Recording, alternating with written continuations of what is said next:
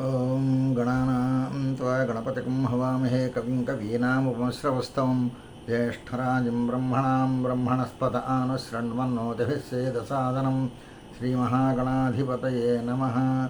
హరి ఓం. శ్రీగురుభ్యో నమః. హరి ఓం. రామాయణ సంగ్రహ శ్లోకం అంటారు. ఇప్పుడు నేను చెప్పబోయేదాన్ని. ఆదౌ రామతపోవనం దిగమనం హత్వా మృగం కాంచనం. ఆదౌ రామతపోవనాదిగమనం హత్వా మృగం కాంచనం. వైదేహీ హరణం జటాయుమరణం సుగ్రీవ సంభాషణం. వైదేహీ హరణం జటాయుమరణం సుగ్రీవ సంభాషణం. వాలీ నిగ్రహణం సముద్రతరణం లంకాపురీదాహనం.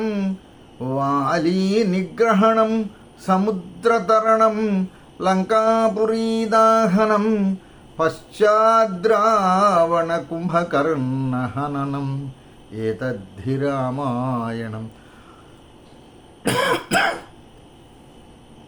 పశ్చాద్రావణ కుంభకర్ణహననం.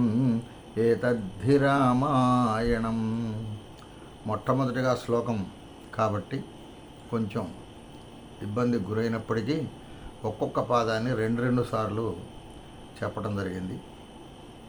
ఇకపోతే భాగవత సంగ్రహ శ్లోకం అంటారు. ఇప్పుడు నేను చదవబోయేదాన్ని. ఆదౌ దేవకి దేవి గర్భజననం గోపీ గృహే వర్ధనం. మాయాపూతన జీవితాపహరణం గోవర్ధనోద్ధారణం. కంసచ్ఛేదన కౌరవాదిహననం కుంతీసుతాన్ పాలనం. ఏతద్భాగవతం పురాణకథితం శ్రీకృష్ణలీలామృతం. శ్రీకృష్ణలీలామృతం. ఇది భాగవత సంగ్రహ శ్లోకం. ఇది చదివితే దాదాపుగా భాగవతాన్ని చదివినట్లుగా పెద్దలు భావిస్తారు. ఇకపోతే భారత సంగ్రహ శ్లోకం అని ఇప్పుడు నేను చదవబోయేదని చెప్తారు. ఆదవు పాండవ ధార్తరాష్ట్రజననం లాక్షాగృహేదాహనం.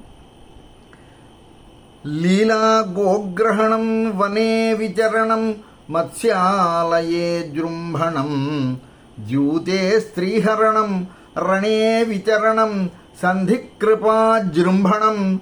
భీష్మద్రోణ సుయోధనాదిహననం. ఏతన్మహాభారతం. దీన్ని భారత సంగ్రహ శ్లోకం అని చెప్పనంటారు. ఇది చదివితే భారతాన్ని ఒకసారి చదివినటువంటి ఫలితం వస్తుందని పెద్దలు చెబుతూ ఉంటారు. ఇకపోతే ఒక చక్కటి శ్లోకం.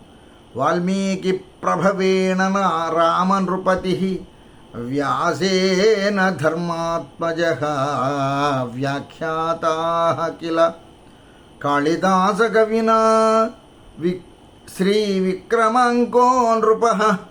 భోజశ్చిత్తప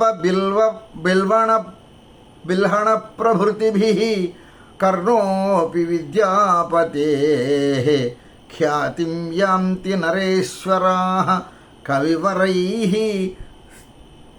స్ఫారైర్నభేరీరవైః.